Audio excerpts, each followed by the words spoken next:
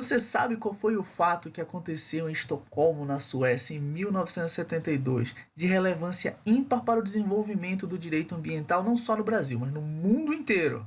E por que esse evento, esse fato é importante para os teus estudos para o OAB, concurso público, inclusive para a tua prática profissional? Bem, fica no vídeo e vamos descobrir tudo isso juntos. Solta a vinheta.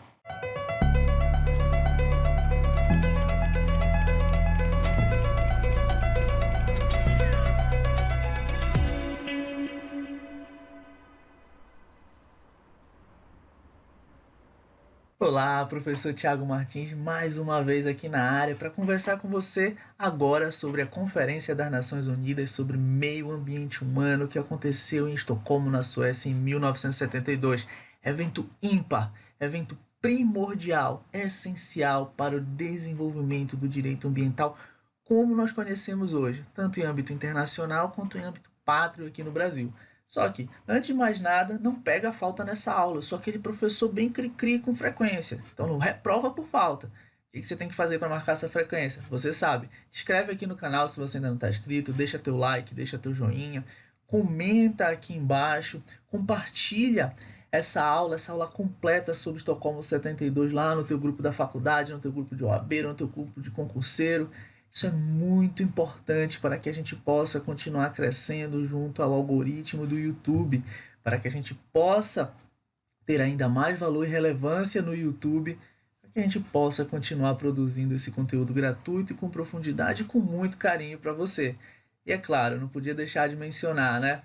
Bem, eu também conto, se possível, com o teu apoio financeiro. Está aparecendo aí para você o meu Pix, um QR Code. Fique à vontade, você pode doar qualquer valor, mesmo que módico. A gente já fica muito feliz com o teu apoio. Já estamos muito felizes com o fato de você estar aqui conosco assistindo esse vídeo. Mas eu tenho um instrumental, eu tenho uma equipe que me acompanha e a tua ajuda financeira seria de grande ajuda para que nós pudéssemos continuar desenvolvendo esse trabalho de forma gratuita para você, né? O trabalho que eu desenvolvo aqui no YouTube é 99% gratuito. Algumas coisas a gente oferece também quanto produto pago, mas 99% do que eu desenvolvo, inclusive as aulas que eu desenvolvo, são gratuitas para você. Bem, dito isso, vamos ao que interessa, vamos àquilo que você veio fazer aqui assistindo este vídeo. Bem, hoje nós vamos falar sobre a Conferência das Nações Unidas sobre Meio Ambiente Humano, que aconteceu na Suécia, na capital Estocolmo, em 1972. Só que antes da gente entrar neste assunto específico, o importante é a gente falar, e você está vendo aí, eu vou sumir da tua tela agora, ó. É importante a gente falar dos principais instrumentos internacionais, os principais eventos, os principais instrumentos internacionais que envolvem a questão ambiental e que são elementos paradigmas, que são elementos basilares para o desenvolvimento do direito ambiental no mundo todo. Bem, o objeto da aula de hoje, desse aulão de hoje aqui no YouTube, é Estocolmo 72, como você sabe. O da próxima aula, que já sai amanhã para você, é a Conferência das Nações Unidas sobre Meio Ambiente e Desenvolvimento, Rio 92. Bem, hoje nós vamos falar sobre Estocolmo 72, suas bases, seus principais princípios. Vamos falar um dos seus principais substratos, resultados, que é o Programa das Nações Unidas sobre o Meio Ambiente, o PNUMA, tá? E a Declaração sobre o Meio Ambiente Humano, que nós costumeiramente chamamos de Estocolmo 72. Bem, a participação do Brasil neste evento aqui, ela ocorre num momento sociopolítico muito peculiar. Estamos falando do ano de 1972. Brasil, país subdesenvolvido, buscando se desenvolver economicamente, como até hoje tem como principal elemento para o seu desenvolvimento socioeconômico os recursos ambientais, notadamente os recursos naturais, como os minérios, os recursos florestais. Então, a participação do Brasil, ela foi uma participação, como nós vamos ver mais à frente, um tanto quanto controversa sobre os resultados de Estocolmo 72. O Brasil, antes da conferência acontecer, se tratava de um entusiasta, e no final, o Brasil não terminou como entusiasta dos resultados oriundos Estocolmo 72, algo que muda em 92, como nós vamos ver na aula, que já sai amanhã. Inclusive já está gravada, falta só editar. Então, essa é a nossa premissa. Agora vamos falar, porque você está vendo um organograma imenso aqui, né? E já aproveito e já referendo aqui para você, já afirmo aqui para você que, olha, este e-book com organogramas, infográficos, parte teórica, principais princípios, Estocolmo 72 da Rio 92, com comentários escritos, está disponível para você aqui embaixo, tá? É só você clicar nesse link que está aqui embaixo na descrição, tá? Clique nesse link que está aqui embaixo, aqui na descrição, e baixe esse e-book inteiramente gratuito para você. Bem, como eu dizia, o contexto sociopolítico brasileiro em 1972, doravante aqui a sua participação, né, em Estocolmo 72, já em 1992, na Conferência das Nações Unidas sobre o Meio Ambiente e Desenvolvimento, foram bem diferentes. Repetindo, a participação brasileira nesses dois eventos, que são os principais desses todos, são bem diferentes. Só que, como eu vinha falando, nós temos aqui um organograma bem maior, um organograma, né, que tem mais eventos, fatos importantes em âmbito internacional que reverberam em âmbito jurídico. Olhem só, além de Estocolmo 72 e da Conferência das Nações Unidas de Meio Ambiente e Desenvolvimento, a Rio 92, aconteceu no Rio de Janeiro em 1992, nós temos a Cúpula Mundial de Desenvolvimento Sustentável de Joanesburgo em 2002, tá? Chamada Rio mais 10, apesar de acontecer em Joanesburgo, na África do Sul, foi chamada de Rio mais 10, tá? Gravarei um vídeo específico sobre essa Cúpula Mundial de Desenvolvimento Sustentável mais à frente, e a que aconteceu aí há 9 anos atrás, a Conferência das Nações Unidas sobre o Meio Ambiente e Desenvolvimento, a Rio mais 20, que aconteceu em 2012, tá? No Rio de Janeiro, novamente. Isso aí muitos de vocês puderam, pelo menos, vivenciar aí, ou então assistir pelos telejornais, já estavam aí crescidinhos nessa época. Então, para lembrar aí da Rio mais 20, que aconteceu em 2012, tá? No Rio de Janeiro. Bem, ao que tange Estocolmo 72, como eu disse para vocês, os principais substratos, resultados, foi o PNUM, o Programa das Nações Unidas sobre o Meio Ambiente, e a Declaração sobre o Meio Ambiente Humano. Nós vamos estudar agora ambos. Próxima aula nós vamos ver que a Conferência das Nações Unidas sobre o Meio Ambiente e Desenvolvimento de 1992, a Rio 92, a Cúpula da Terra, ECO 92, teve como resultado a Declaração do Rio sobre o Meio Ambiente e Desenvolvimento, que nós vamos estudar na próxima aula, mas também teve a Agenda 21, a Declaração dos Princípios da Floresta, a Convenção da Diversidade Biológica, a famosa CDB, e a Convenção Quadro sobre Mudança Climática. Eu vou gravar um vídeo específico sobre cada um desses elementos aqui, ó. Agenda 21, Declaração dos Princípios da Floresta, CDB e a Convenção Quadro sobre Mudança do Clima. Para você aí que está estudando para OAB, concurso público, até mesmo para sua prática profissional como advogado ou qualquer outra prática profissional que atue junto ao direito ambiental, esses dois instrumentos aqui são os mais importantes. E ao que tange Rio 92 é a Declaração do Rio sobre o Meio Ambiente e Desenvolvimento Humano. Tá? Aqui, desses elementos aqui, para você que estuda para concurso, a CDB é importante. Tá? Os outros aqui nem tanto. Mas vou gravar vídeos específicos sobre cada um desses. Lembrando que esta semana, estamos aqui na aula de hoje, Estocolmo 72. E amanhã sai para você aí, né? Declaração do Rio sobre o Meio Ambiente. Não sei quando você está assistindo, pode ser que já esteja disponível para você. Tá, o vídeo sobre a Rio 92 e a declaração do Rio sobre o Meio Ambiente e Desenvolvimento. Olhando aqui para mim, estou aparecendo na tua tela agora. Então percebam que nós temos um substrato internacional, nós temos aí um aparato normativo de instrumentos internacionais muito importantes para o desenvolvimento do direito ambiental internacional e para o desenvolvimento do direito ambiental em âmbito pátrio. E eu falo isso porque é muito comum você ver o STF, o STJ, os TRFs, os tribunais de justiça, utilizando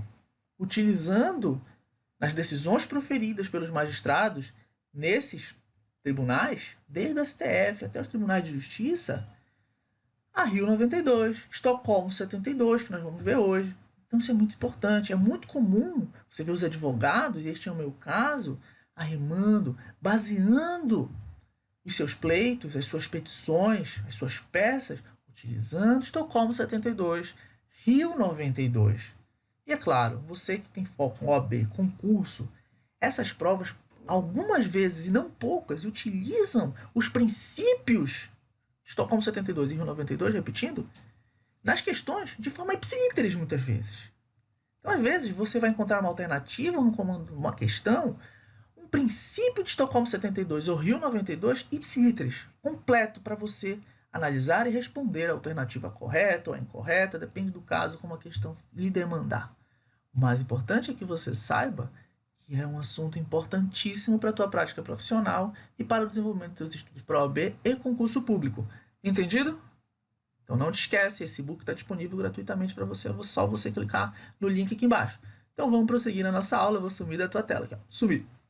Bem, então progredindo aqui no nosso estudo Estocolmo 72, nós precisamos entender que ela teve alguns marcos, e eu trouxe para vocês estes 4 marcos aqui, perdão. Bem, ela teve a participação de 113 países, dentre eles o Brasil, 250 ONGs e organismos da Organização das Nações Unidas. A participação do Brasil, como eu falei para vocês, ela foi controversa, né? Porque, olhem só, peço licença para ler para vocês e de plano já peço licença para ler. Nós vamos ler bastante na aula de hoje, os princípios de Estocolmo 72, vou comentar com vocês, então já peço licença para vocês, explicando aí que já é uma aula bastante lida. Então, olha só, participação do Brasil. Países subdesenvolvidos e em desenvolvimento não compactuaram com o cerne debatido, considerando que prejudicaria os respectivos processos de desenvolvimento econômico, afirmavam que a pobreza é o que gerava problemas ambientais. Logo, teriam que se desenvolver economicamente, não frear o seu desenvolvimento.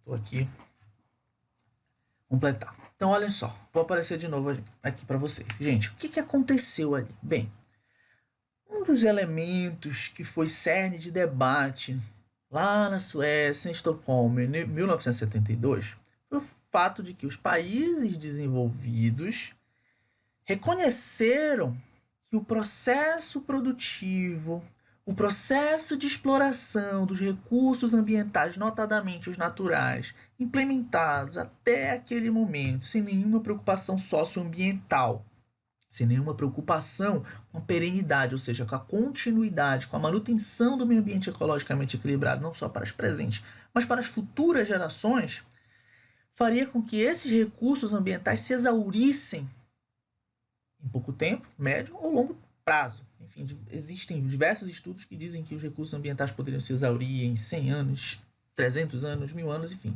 Não há um consenso. O único consenso é que aquela lógica implementada até então dentro dos processos produtivos de exploração econômica dos recursos ambientais, notadamente os naturais, não se sustentaria porque os recursos ambientais não renováveis se exauririam dentro de um lapso temporal não determinado, mas que se exauriria.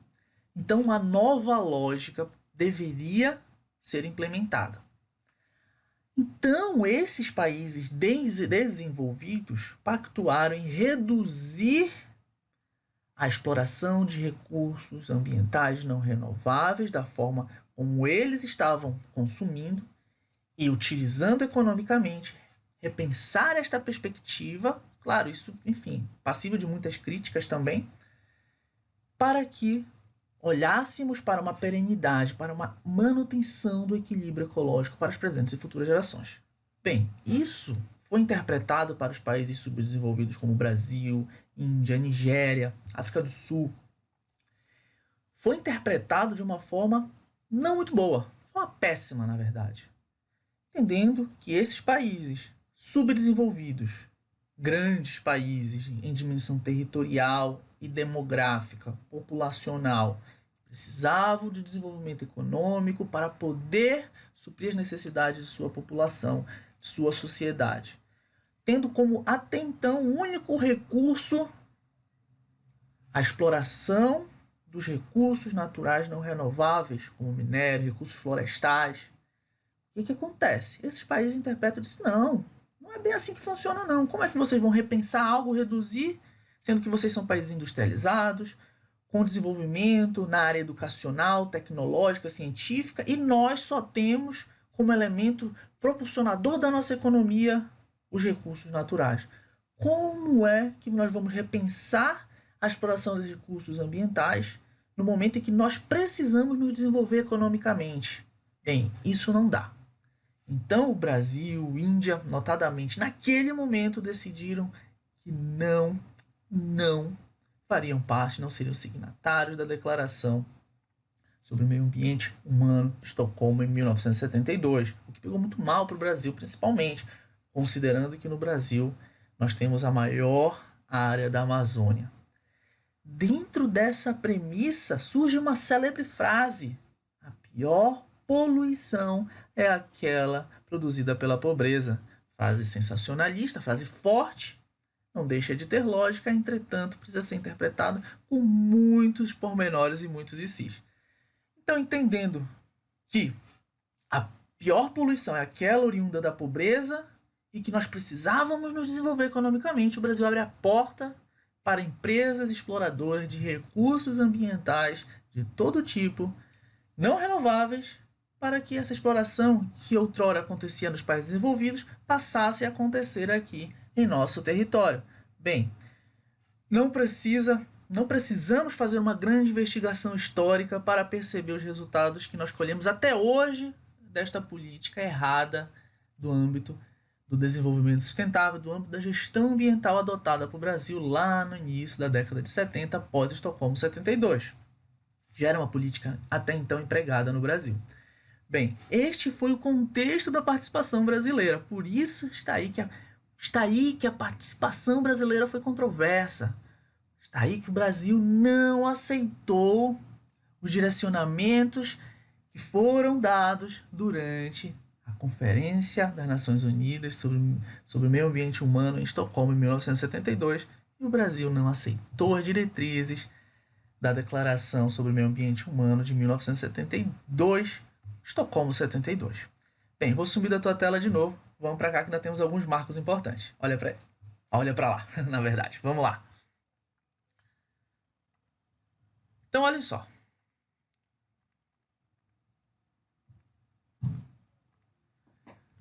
Nós temos a criação do PNUMA, o Programa das Nações Unidas para o Meio Ambiente, que nós já vamos discutir um pouquinho. E nós temos a Declaração sobre o Meio Ambiente Humano, uma visão extremamente antropocêntrica. Se você quer entender um pouco melhor sobre antropocentrismo, aqui está escrito antropocentrismo, tá, gente?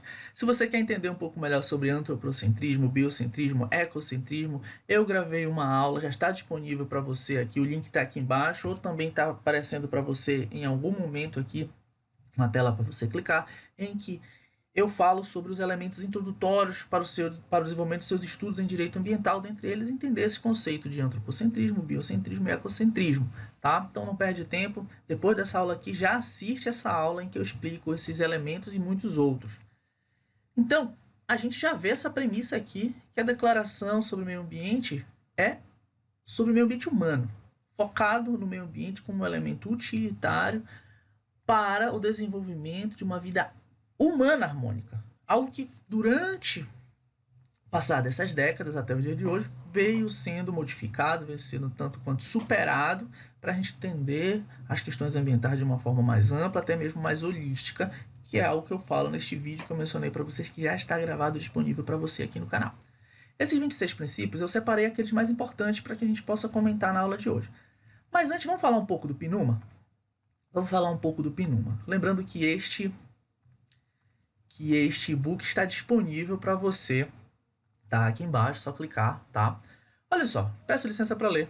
O PNUMA é um dos resultados auferidos da Conferência de Estocolmo de 1972, sendo a autoridade central em âmbito global na gestão, governança e cooperação na busca do meio ambiente ecologicamente equilibrado em todo o mundo. O PNUMA se trata de uma agência da ONU que visa o estabelecimento global do chamado desenvolvimento sustentável, justo e equitativo entre os indivíduos e as nações. Vou aparecer de novo aqui para você. Bem, o PNUMA, Programa das Nações Unidas para o Meio Ambiente, como a gente já leu aqui, é uma agência da ONU que visa implementar planos e programas nos países do globo dentro de uma perspectiva planetária, visando atingir uma cooperação planetária, uma cooperação global na gestão do meio ambiente. Lembrando que o meio ambiente é oblíquo. Lembrando que o meio ambiente não respeita fronteiras, assim como os resultados de uma exploração irracional do meio ambiente. Então, os impactos ambientais de um desastre ambiental como Brumadinho e Mariana não respeitam fronteiras, não vão ficar lá em Brumadinho e Mariana, vão ter impactos globais. Chernobyl, né? A situação da tsunami que impactou, né, as usinas nucleares em Fukushima, no Japão, são resultados transfronteiriços, falando em perspectivas geográficas, cartográficas mesmo, mas também transtemporais. Duram anos, que ao passar dos anos, os seus resultados ainda são concebidos. Chernobyl é um exemplo. O Agente Laranja, né, no Vietnã, é outro exemplo. Dentro dessa noção, é importante sabermos que existe uma agência da ONU, que é o PNUMA, que atua no auxílio aos países do globo para a implementação de políticas públicas, gestão, governança e cooperação internacional para a gestão dos recursos ambientais como um todo, visando a perenidade desses recursos, visando a oferir e atingir um meio ambiente ecologicamente equilibrado para as presentes e futuras gerações, para toda a sociedade global. Este é o ponto elementar e isto é o PNUMA. Se você ficou com alguma dúvida sobre o PNUMA, é só colocar aqui embaixo nos comentários, porque agora nós vamos falar sobre os princípios da Declaração sobre o Meio Ambiente Humano de Estocolmo, em 1972. Vou sumir da tua tela. Tchau. Olhem lá. Então, continuando, gente. Vindo para cá, vamos falar, tá, sobre a Declaração de Estocolmo de 1972, ou simplesmente Estocolmo 72, como nós chamamos. Ainda não falando dos princípios, tá, mas falando dos proclames, tá? Falando dos proclames desta declaração. É importante que a gente analise esses proclames. Olha só, analise junto comigo aqui, olha. O homem é ao mesmo tempo obra e construtor do meio ambiente. Olha só, obra e construtor do meio ambiente. Isso aqui vai dizer que ao mesmo tempo que o homem tem o direito de gozar de um meio ambiente ecologicamente equilibrado, ele tem o dever de manter o meio ambiente ecologicamente equilibrado, e isso vai ter uma reverberação lá no artigo 225 da Constituição Federal de 1988, que vai falar que incumbe ao poder público e à coletividade a manutenção do meio ambiente ecologicamente equilibrado para as presentes e futuras gerações. Que o cerca, qual lhe dá sustento material e lhe oferece oportunidade para desenvolver-se intelectual, moral, social e espiritualmente. Em larga e tortuosa evolução da raça humana neste planeta, chegou-se a uma etapa em que, graças à rápida aceleração da ciência e da tecnologia, o homem adquiriu o poder de transformar de inúmeras maneiras e em uma escala sem precedentes tudo que o cerca. Ou os dois aspectos do meio ambiente humano, natural e artificial, que isso a gente já sabe que evoluiu, e se você quiser entender os tipos de meio ambiente, o natural, artificial, do trabalho, cultural e patrimônio genético, essa mesma aula que eu falo, que eu já mencionei para você, que eu falo sobre antropocentrismo, biocentrismo e ecocentrismo, eu também falo sobre os tipos de meio ambiente que a gente já sabe que hoje não se fecham unicamente no natural e no artificial, tá? Então assista essa aula, assim que você terminar essa aqui que você está assistindo. São essenciais para o bem-estar do homem e para o gozo dos direitos humanos fundamentais, inclusive o direito à vida mesma. Ou seja, numa interpretação básica, que inclusive se estende à nossa Constituição Federal, é entender que gozar do direito ao meio ambiente ecologicamente equilibrado nada mais é do que gozar do direito à vida. São elementos que se consubstanciam e coexistem. Não há o pleno exercício do direito à vida se nós não gozamos de um meio ambiente ecologicamente equilibrado. Por isso que o artigo 225 da Constituição é um elemento que estabelece direitos fundamentais dentro da nossa Constituição, fora do rol do artigo 5º. Sim, o artigo 225 da Constituição Federal de 1988 estabelece um direito fundamental ao gozo do meio ambiente ecologicamente equilibrado, sendo o artigo 225, portanto, autoaplicável. Vamos prosseguir. Ponto 2 aqui dos proclames ainda. Ó. A proteção e o melhoramento do meio ambiente humano é uma questão fundamental que afeta o bem-estar dos povos e o desenvolvimento econômico do mundo inteiro. Percebo que aqui o termo desenvolvimento econômico é muito claro. Em instrumentos internacionais futuros, esse termo ele vai ser substituído por desenvolvimento sustentável, que nós vamos discutir na próxima aula. Desenvolvimento sustentável, que são premissas que vão além do próprio desenvolvimento econômico. O desenvolvimento econômico é uma faceta do desenvolvimento sustentável. Um desejo urgente dos povos de todo o mundo e um dever de todos os governos. Então, essa é a premissa básica. Olhando aqui para mim, apareci para você. Olhem só, percebam que os proclames da Declaração de Estocolmo de 1972, ela já tem reverberâncias na nossa Constituição Federal de 1988, na nossa Carta Magna, na nossa Constituição Cidadã. Percebam que essa premissa de entender o meio ambiente como um elemento fundamental para o gozo do meu direito à vida reverbera, influencia instrumentos importantes para o nosso dia a dia, como a nossa própria Constituição. Fique ligado nisso. Vamos lá, vamos analisar os princípios, os principais princípios, dentre os 26 eu selecionei os principais princípios da Declaração de Estocolmo de 1972. Vamos lá. Então, olha só, princípio 1. O homem tem o direito fundamental à liberdade, à igualdade e ao desfrute de condições de vida adequadas e um meio ambiente de qualidade, qual lhe permita levar uma vida digna, gozar de bem-estar, tendo a solene obrigação de proteger e melhorar o meio ambiente para gerações presentes e futuras. Percebam mais uma vez a ideia de que eu tenho o direito, desfrute, a igualdade de condições no gozo de um meio ambiente de qualidade, mas também tenho a obrigação, como eu falei para vocês, com reverberâncias na nossa própria Constituição Federal, de proteger e melhorar o meio ambiente para as presentes e futuras gerações. Quando a gente fala em gozar do meio ambiente ecologicamente equilibrado para as presentes e futuras gerações, aqui já nos salta um princípio. Nós vamos estudar em aula específica, mas um princípio fundamental, um princípio fundante do direito ambiental, que é o princípio da solidariedade,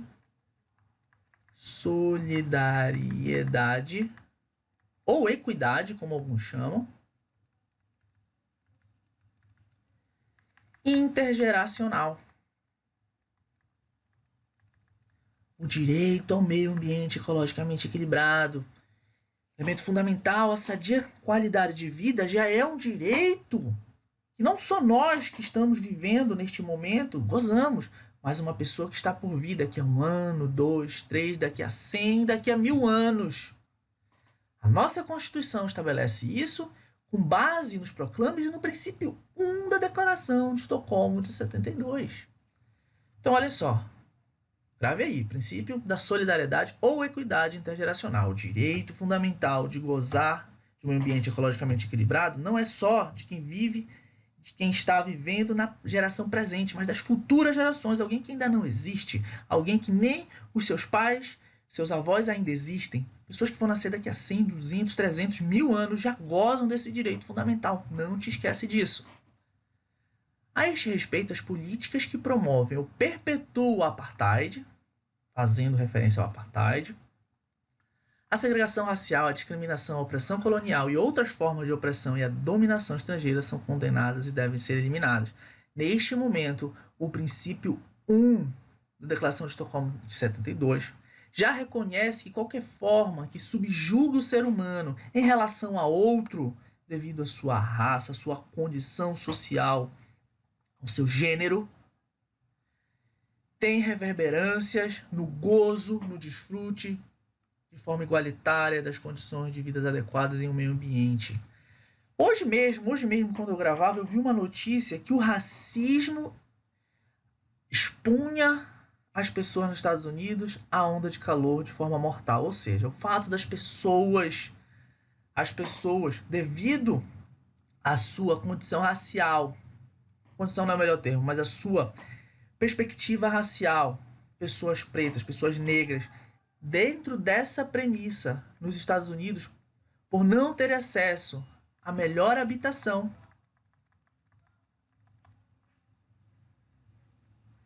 estavam sendo expurgadas para locais dentro da cidade com maior exposição ao calor, que não conseguiam ali se proteger do calor e estavam sendo vítimas desta onda de calor e vindo a óbito. Olhem só, então percebam que as perspectivas de subjugação humana, a partir de perspectivas de raça, gênero, estabelecem, tá? E hoje em dia também, orientação sexual, estabelecem uma relação também com o uso, gozo, desfrute de um meio ambiente ecologicamente equilibrado.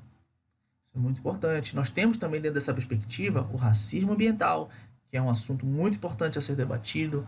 Os cientistas do direito ambiental estudam muito sobre o racismo ambiental. Os refugiados ambientais também são muito importantes dentro desse debate.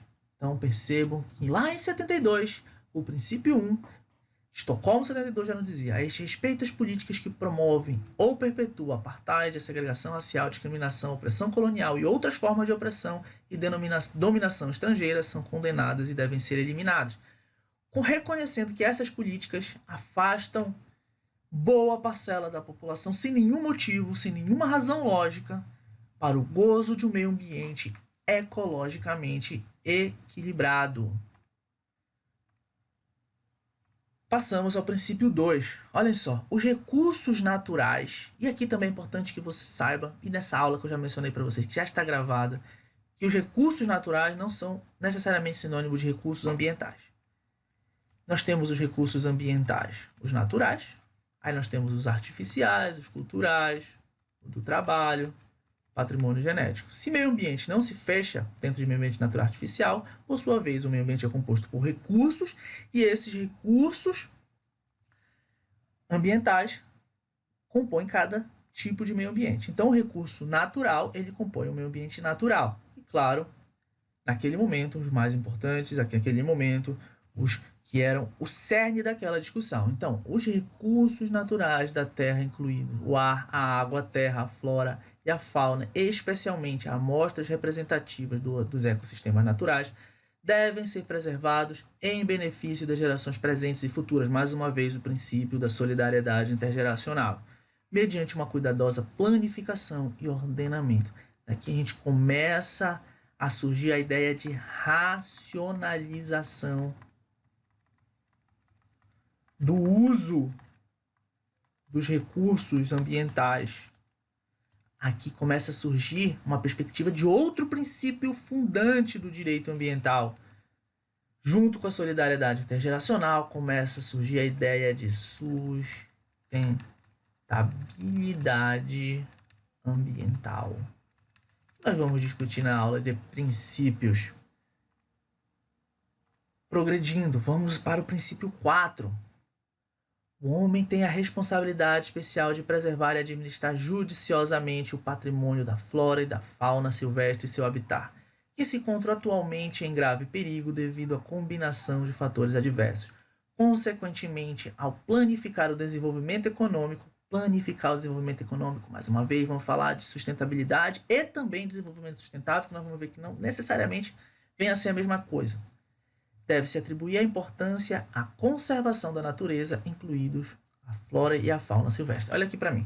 Acabei de falar para você que não necessariamente sustentabilidade e desenvolvimento sustentável venha a ser a mesma coisa. Para você que estuda para concurso, para OAB, cuidado. Pode ser que na tua prova, principalmente de concurso, desenvolvimento sustentável e sustentabilidade apareçam com o mesmo conceito, com a mesma coisa. Beleza, tá tudo bem. Liga aí teu sentido aranha, sempre ali quando aparecer esses dois termos. Podem ser que eles sejam diferentes, e sim a doutrina, não só a doutrina jurídica, mas as obras das ciências ambientais, da economia, da antropologia, da sociologia, da geografia fazem essa diferenciação. Desenvolvimento sustentável é a junção da ideia de desenvolvimento com sustentabilidade, mas dentro de uma roupagem mais rasa, mais ampla, que são empregados em muitos concursos públicos, vê-se sustentabilidade e desenvolvimento sustentável como se fosse a mesma coisa. Então, cuidado. Eu falei para você que não necessariamente é a mesma coisa e você já sai aí interpretando, adotando isso como uma verdade uníssona, universal, né? Cuidado com isso, principalmente para você que estuda para concurso público. Vamos voltar para cá. Olha só, a responsabilidade humana, a responsabilidade do homem em preservar e manter o meio ambiente ecologicamente equilibrado, inclusive administrar judiciosamente. Aqui, tá? Surge também uma perspectiva em relação à responsabilidade do Estado. Não estou falando de responsabilidade civil, penal e administrativa, tá, gente? Estou falando da responsabilidade em manter o meio ambiente ecologicamente equilibrado enquanto um dever. Então perceba que no começo a gente fala, tá? A gente fala nos proclames, tá? Olhem lá. A gente fala aqui nos proclames, tá? Ó, que é um dever de todos os governos. E lá surge novamente essa perspectiva da responsabilidade de todos os indivíduos. Quando a gente fala do dever de todos os governos, surge aqui um outro princípio também muito importante que nós vamos estudar em aula específica, que é o princípio, ó, da obrigatoriedade da intervenção do Estado no meio ambiente, ou obrigatoriedade da tutela do Estado sobre o meio ambiente. Isso não quer dizer, gente, que o Estado é dono, proprietário, que o meio ambiente é bem público e segue regime de bem público. Recentemente nós tivemos uma questão altamente controversa na prova da Polícia Civil para delegado no estado do Pará, trazendo isso, né? Falando que o meio ambiente segue regime de bem público, não segue. O professor Ed Milaré tem uma frase muito famosa que vai dizer que o meio ambiente é de todos e não é de ninguém. Não está no rol dos bens públicos. Tá certo, é inalienável, mas não é um bem público. Não é patrimônio da administração pública. Mas o Estado vai ter o dever de tutelar o meio ambiente. Aí daí vai surgir a perspectiva da fiscalização, do exercício do poder de polícia ambiental, do licenciamento ambiental. Mas isso não exime que toda a sociedade, ou seja, os cidadãos, também tenham essa responsabilidade em manter o meio ambiente ecologicamente equilibrado para as presentes e futuras gerações. Compreendido? Tudo ok? Bem, vamos prosseguir. Princípio 5. Os recursos não renováveis. Eita, teve um probleminha aqui na minha mesa digitalizadora. Deixa eu só verificar o que está acontecendo aqui. Ela está com vida própria. Vamos lá. Os recursos não renováveis da Terra devem empregar-se de forma que se evite o perigo de seu futuro esgotamento e se assegure que toda a humanidade compartilhe dos benefícios da sua utilização. Lembra que eu falei para vocês lá no início que verificava-se uma necessidade de repensar, de uma nova razão, de uma nova racionalidade sobre os recursos ambientais? Por quê? Por causa deste medo do esgotamento dos recursos naturais não renováveis. Foi algo que os países subdesenvolvidos não concordaram. Não concordaram. Mais uma vez falando sobre a ideia de solidariedade e equidade intergeracional. Princípio 8. Os recursos não renováveis da Terra devem empregar-se de forma que se evite o perigo de seu futuro esgotamento e se assegure que toda a humanidade compartilhe dos seus benefícios e sua utilização. Vamos prosseguir, gente. Olhem só. Princípio 11. Falando mais uma vez lá da ideia de solidariedade intergeracional, mas surgindo a perspectiva do princípio da obrigatoriedade da intervenção do Estado ou obrigatoriedade da tutela do Estado sobre o meio ambiente. Olha o que ele vai falar para a gente aqui no princípio 11. O que vai nos ser dito no princípio 11? As políticas ambientais de todos os estados deveriam estar encaminhadas para aumentar o potencial de crescimento atual ou futuro dos países em desenvolvimento e não deveriam restringir esse potencial nem colocar obstáculos à conquista de melhores condições de vida para todos. Os estados e as organizações internacionais deveriam tomar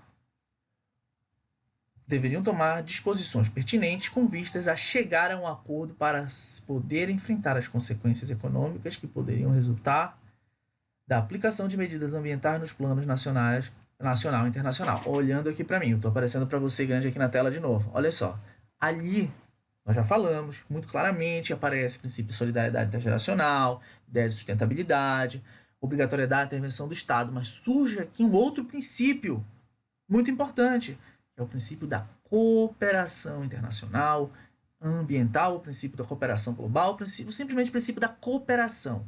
Entender que a gestão ambiental ela não se fecha dentro dos estados, dentro dos países, em políticas nacionais que não terão reverberâncias internacionais globais. Então, uma política ambiental no Brasil, ela tem que se acoplar a uma política ambiental no Paraguai, nas Guianas, no Chile, até mesmo na Europa. Porque tudo o que acontece aqui, ao que tange a nossa gestão ambiental, tem impacto global. Isso acontece no mundo inteiro.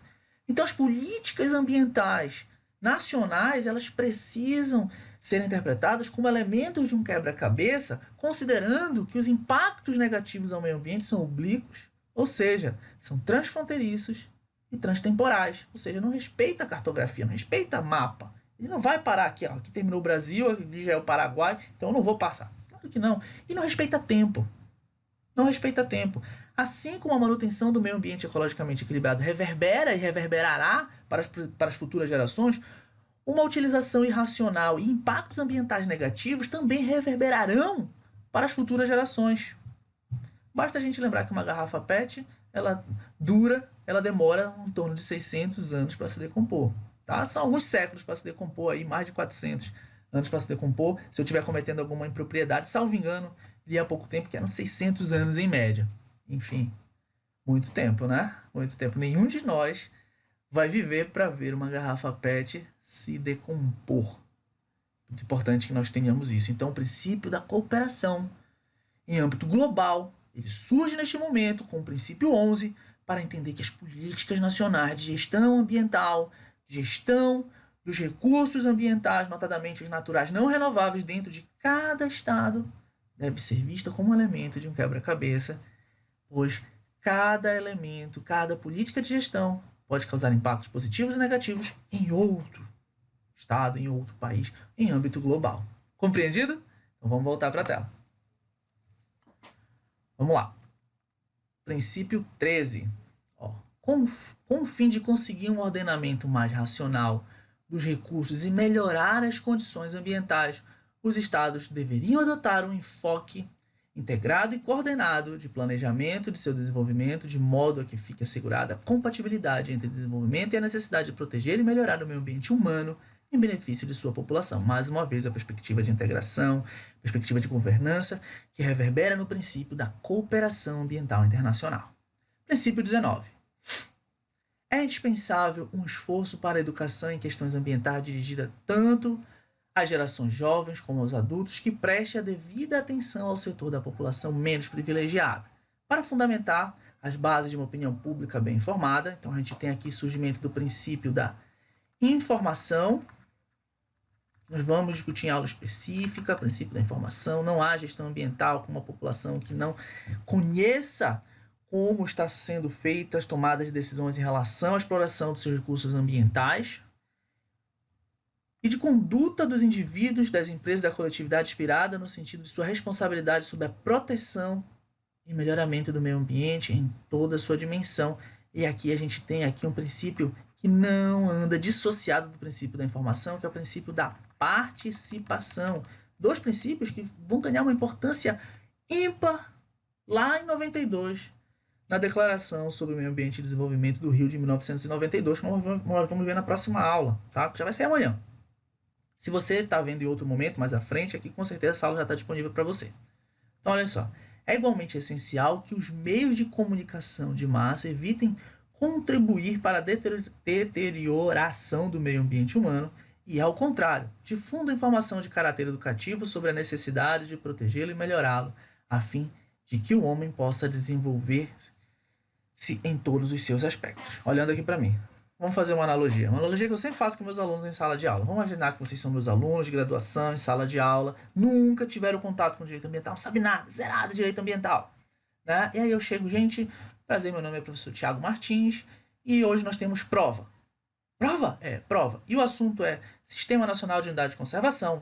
Eu quero que vocês destrinchem para mim todas as unidades de conservação, e que vocês me expliquem como são criadas as unidades de conservação e todos os aspectos que envolvem esse sistema, o SNUC. Tranquilo? Beleza. Sendo que vocês nunca tiveram acesso a essa informação. Então, como é que vocês vão participar qualificadamente daquela avaliação se vocês não têm informação? Então, como é que você vai buscar, lutar por seus direitos ambientais, verificar se tudo aquilo que você tem direito em relação ao gozo do meio ambiente ecologicamente equilibrado, de fato está sendo respeitado pela gestão ambiental implementada em sua sociedade, se você não conhece as tomadas de decisão, se você não sabe quais são os empreendimentos que estão sendo realizados, se você inclusive nem sabe os seus direitos, inclusive você não tem nem noção de educação ambiental. Então, para que este cidadão possa gozar de uma cidadania socioambiental, ou seja, gozando e cobrando os seus direitos socioambientais e implementando os seus deveres na manutenção do meio ambiente ecologicamente equilibrado, precisa conhecer, precisa ser educado ambientalmente, ele precisa ter informação. Eu só participo adequadamente se eu tenho informação para isso. Compreendido? Vamos falar melhor sobre o princípio da informação e da participação na próxima aula, vamos falar de Rio 92 e também na aula específica sobre princípios. Tranquilo? Voltando para a tela. Olha só. Voltei. Princípio 22. Os Estados devem cooperar, olha, mais uma vez, o princípio da cooperação, para continuar desenvolvendo o direito internacional no que se refere à responsabilidade e à indenização das vítimas da poluição e outros danos ambientais que as atividades realizadas dentro da jurisdição sob seu controle de tais estados causem à zona fora de sua jurisdição. Sobre a questão de indenização de vítima, nós vamos conversar mais à frente sobre esse assunto, é um assunto delicado e que vem ganhando uma roupagem grande dentro do âmbito internacional, principalmente no âmbito pátrio aqui no Brasil, somente o que tange a responsabilidade civil. Princípio 24, aqui faltou um T, né? Todos os países, grandes e pequenos, devem ocupar-se com espírito de cooperação em pé de igualdade das questões internacionais relativas à proteção e melhoramento do meio ambiente. É indispensável cooperar para controlar, evitar e reduzir e eliminar eficazmente os efeitos prejudiciais que as atividades que se realizem em qualquer esfera possam ter para o meio ambiente mediante acordos multilaterais ou bilaterais ou por outros meios apropriados, respeitando a soberania e os interesses de todos os Estados. Então percebam aqui que a gente não fala em relativização da soberania, da independência dos Estados, mas a gente fala em cooperação, respeitando as peculiaridades socioeconômicas, sociopolíticas, culturais de cada Estado. É claro, cada Estado tem a forma de se relacionar com o meio ambiente, mas entender que esta relação com o meio ambiente, ela reverbera em âmbito global, de forma transfronteiriça e transtemporal. Queridas e queridos, olhando aqui para mim, então nós chegamos ao fim, quase aqui 50 minutos de aula, chegamos ao fim deste aulão completo sobre a Declaração do Meio Ambiente, Declaração sobre o Meio Ambiente Humano de Estocolmo em 1972. Eu espero que você tenha gostado. Eu espero que esta aula possa ter contribuído no desenvolvimento dos teus estudos do direito ambiental. Desta feita, gente, é muito importante que a gente entenda, mais uma vez, que nós não estamos falando de um único instrumento. Tá? Vou aparecer de novo aqui, eu sumi, né, sem avisar, mas agora eu voltei. É importante que a gente entenda que a gente está falando só de um único instrumento. Nós temos vários, como vocês estão vendo aí. Tá? Claro que os dois mais importantes, Estocolmo 72 e Rio 92. Tranquilo? Lembrando, estes dois instrumentos são largamente utilizados na jurisprudência, na doutrina, na tua prática profissional, e para você que está estudando para OAB e concurso público, você precisa conhecer estes princípios que eu trouxe para você, mas os 26 princípios são importantes para os teus estudos. E percebam que houve uma complementariedade entre eles, trazendo a perspectiva de solidariedade intergeracional, trazendo a noção de cidadania socioambiental, que o cidadão goza do meio ambiente ecologicamente equilibrado, tem o direito de gozar do meio ambiente ecologicamente equilibrado, mas tem o dever de manter junto com o Estado, junto com a administração pública, deve zelar por esta manutenção do meio ambiente ecologicamente equilibrado. Nós vamos ver na nossa Constituição, é dever da coletividade e do poder público a manutenção do meio ambiente ecologicamente equilibrado, lá no artigo 225. A ideia de cooperação internacional, a ideia de sustentabilidade. Então são premissas muito importantes que você deve ficar atento para a tua prática, para os teus estudos para a OAB e concurso público. Entendido? Bem, como eu disse, eu espero que essa aula tenha ajudado bastante você no desenvolvimento dos seus estudos do direito ambiental. E, lembrando, não pega falta nessa aula. Eu sou muito chato com frequência, não reprova. Se você ainda não está inscrito aqui no canal, te inscreve aqui no canal, tá? Deixa teu like, deixa teu joinha, deixa teu comentário, deixa tua dúvida. Me segue lá no Instagram, @profThiagoM, Thiago sem H, @profThiagoM, tudo junto, profThiagom. Você tem uma dúvida que quer que eu esclareça mais rápido? Deixa lá no direct para mim, que se for o caso eu te respondo por áudio. Tranquilo? Compartilha esse vídeo lá no teu grupo da faculdade, no teu grupo de OAB, no teu grupo de concurseiro, no grupo lá do escritório, no grupo lá do teu estágio, lá de onde você trabalha. Com certeza isso vai ajudar alguém que precisa aprofundar os seus conhecimentos em Estocolmo 72 e ajuda a gente a se tornar mais relevante junto ao algoritmo do YouTube, ajudando a gente a continuar desenvolvendo esse trabalho gratuito e profundo para você. Lembrando que meu trabalho aqui é 99% gratuito. E aí, te lembrando, mais uma vez aí, caso você possa, tá aparecendo para você aqui o meu Pix, um QR Code, caso você possa nos ajudar com qualquer valor financeiro, será de grande valia para que a gente possa também continuar desenvolvendo esse trabalho aqui no YouTube. E não te esquece, este e-book em que eu analiso notadamente aí Estocolmo 72 e Rio 92, que é o tema da próxima aula, está disponível para você gratuito. É só você clicar no link que está aqui embaixo.